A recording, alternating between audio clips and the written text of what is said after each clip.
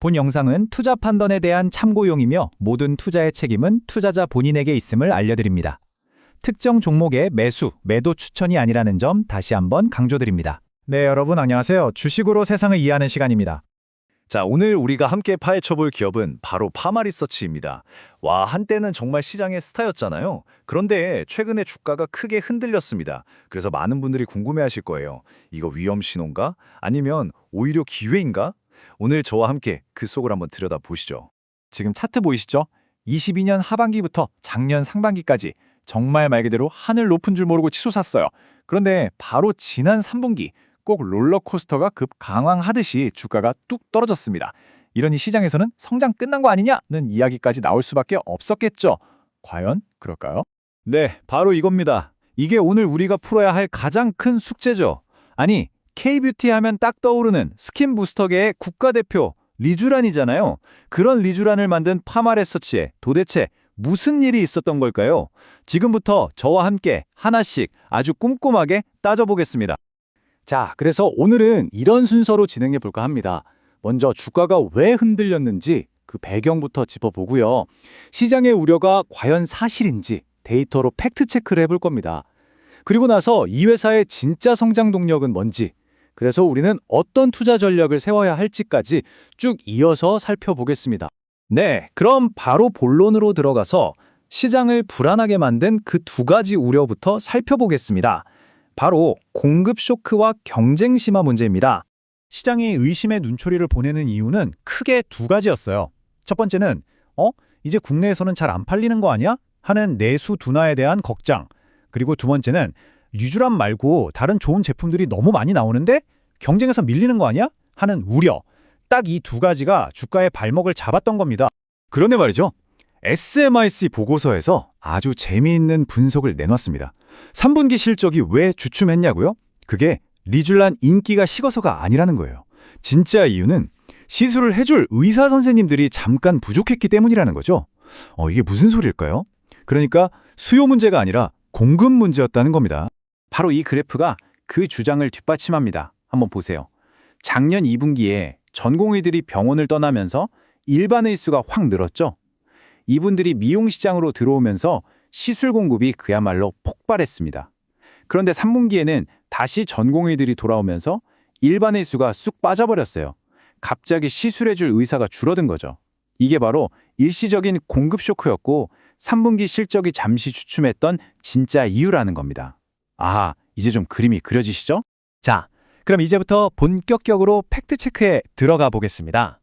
과연 시장의 우려가 그저 단기적인 해프닝이었는지 아니면 정말 구조적인 문제인지 데이터를 가지고 리쥬란의 경제적 해자가 얼마나 단단한지 한번 확인해보죠.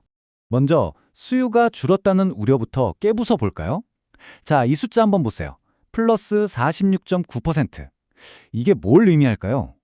바로 올해 10월까지 우리나라를 찾은 외국인 관광객이 작년보다 무려 46.9%나 늘었다는 겁니다. KBT 시술 받으러 오는 분들이 이렇게나 폭발적으로 늘고 있는데 수요가 둔화됐다고 할 수 있을까요? 여기 더 확실한 증거가 있습니다. 이 그래프를 보시면 그냥 관광객 수만 늘어난 게 아니에요. 이분들이 의료 서비스에 쓰는 돈이 작년보다 31% 늘었고 결제 건수도 28%나 늘었습니다. 그래프가 그냥 위로 쭉 뻗어 올라가고 있잖아요. 수요가 꺾였다고요? 천만에요. 오히려 더 활활 타오르고 있습니다. 자, 좋습니다. 수요는 아주 튼튼하다는 거 데이터로 확인했고요. 그럼 이제 두 번째 걱정거리, 바로 경쟁 문제로 넘어가 보죠. 요즘 ECM 기반 스킨 부스터다 뭐다 해서 새로운 제품들이 많이 나오던데 이게 정말 리쥬란의 자리를 뺏을 수 있을까요? 이 표가 그 답의 실마리를 줍니다.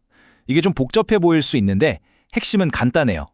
리쥬란은 의료기계로 분류돼서 안전한 건 기본이고 이거 진짜 효과 있습니다라는 걸 아주 까다로운 임상시험으로 증명해야만 허가를 받을 수 있어요. 반면에 다른 ECM 제품들은 인체 조직으로 분류돼서 이런 효과 입증 과정이 상대적으로 수월하다는 거죠. 바로 이 넘기 힘든 규제의 격이 리쥬란을 지켜주는 첫 번째 성벽, 즉 해자인 셈입니다. 그리고 두 번째 성벽은 어쩌면 더 강력할지도 모릅니다. 바로 브랜드 파워죠. 여러분, 우리가 피부과 갈 때 스킨 부스터 맞으러 가요 라고 하나요? 아니면 리쥬란 맞으러 가요 라고 하나요? 그렇죠.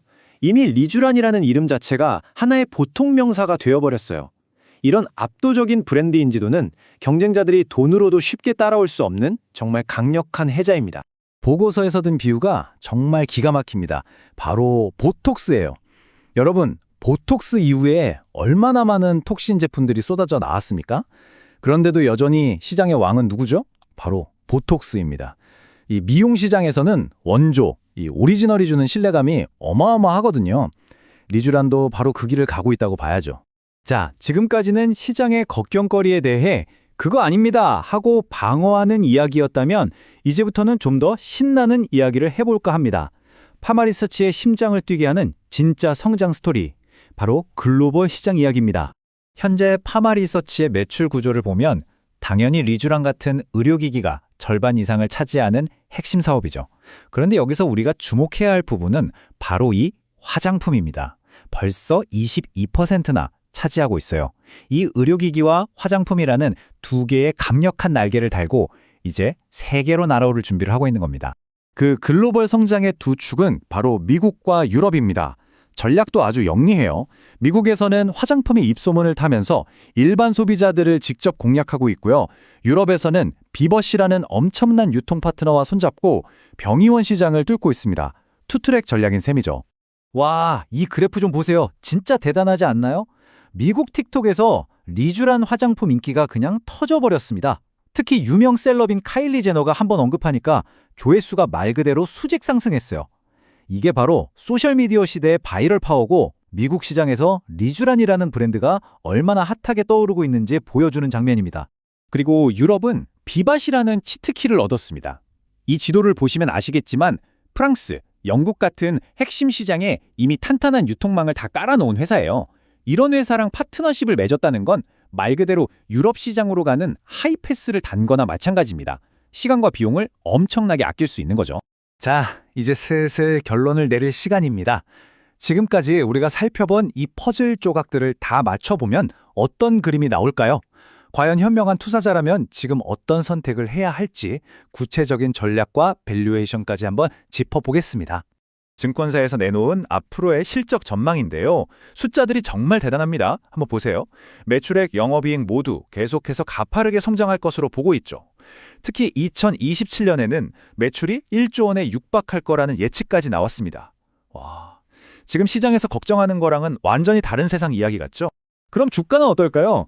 보고서에서는 2027년에 벌어들일 이익을 기준으로 목표 주가를 계산했는데요. 그게 바로 80만 5천 원입니다. 현재 주가와 비교하면 상당한 상승 가능성이 열려 있다고 보는 거죠.